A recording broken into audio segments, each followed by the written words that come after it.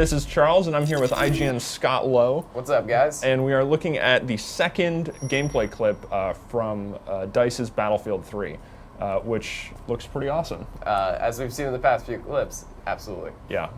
So this one is a little more directed than the previous one. You're sort of following your squad along a rooftop here. This is the same squad of Marines from the clip we saw before. And if we stop right there, if we just back up to where the wall explodes, we see sort of the first glimpse of what's happening here with Frostbite 2 sort of environment destructibility. Apparently DICE does not like flower pots. Yeah, that is the first of many flower pots to go in this video.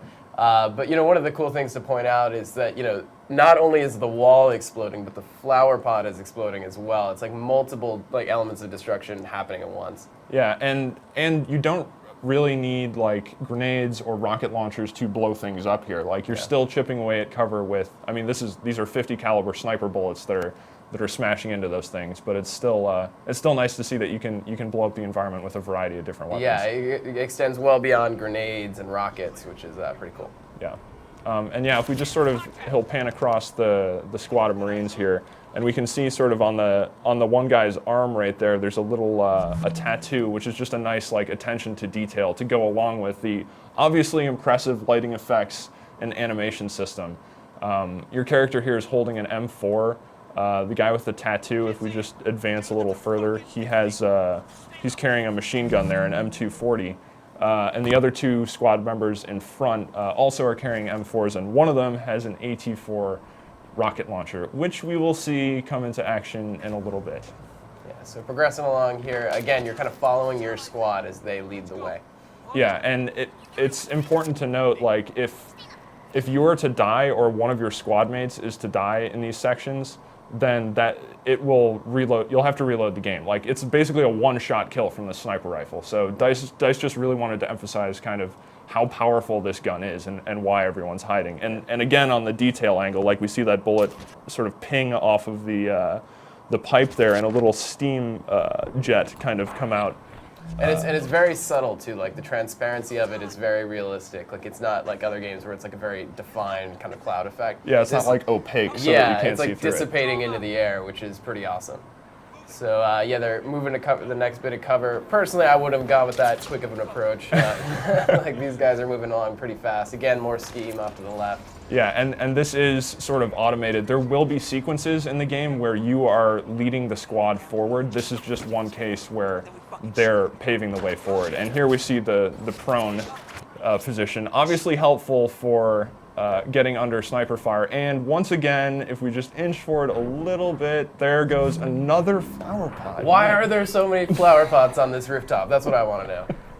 Yeah, and there was also a mattress earlier, which I asked DICE about, and that was just a mattress. It wasn't anything spectacular.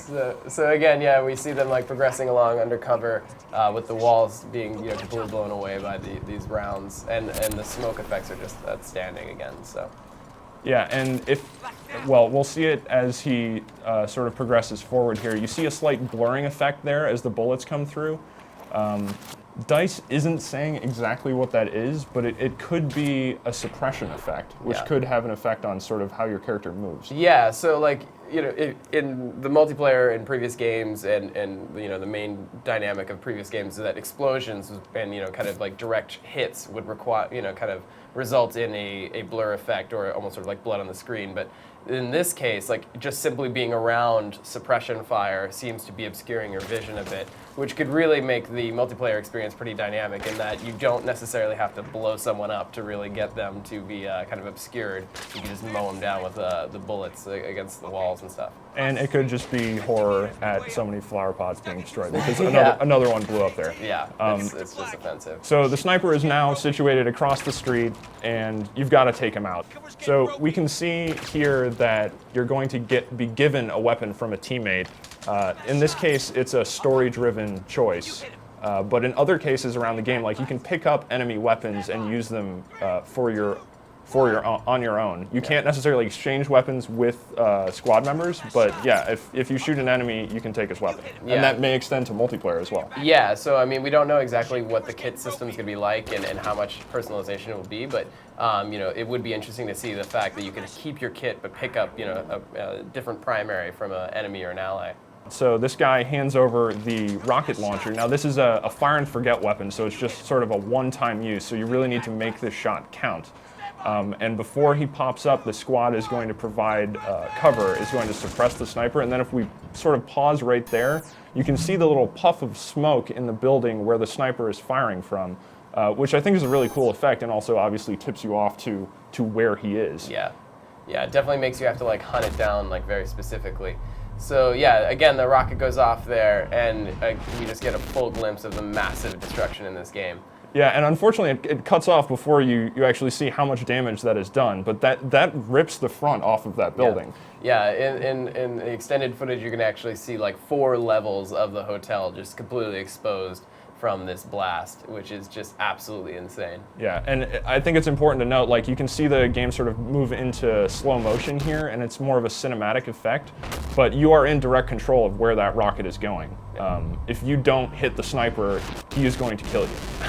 Yeah, so apparently you can hit multiple areas of the building and different destruction effects will engage, but you may not actually get the sniper, and you know, if you don't get him, you could very well die, as Charles said. Yeah, and again, that was the PC version running. The game looks beautiful. It has sort of a realistic edge to it, even though I'm sure it's going to be more arcadey than realistic. But yeah, we're looking forward to see more footage, and this is definitely one of the most anticipated games of this year so far. I'd agree.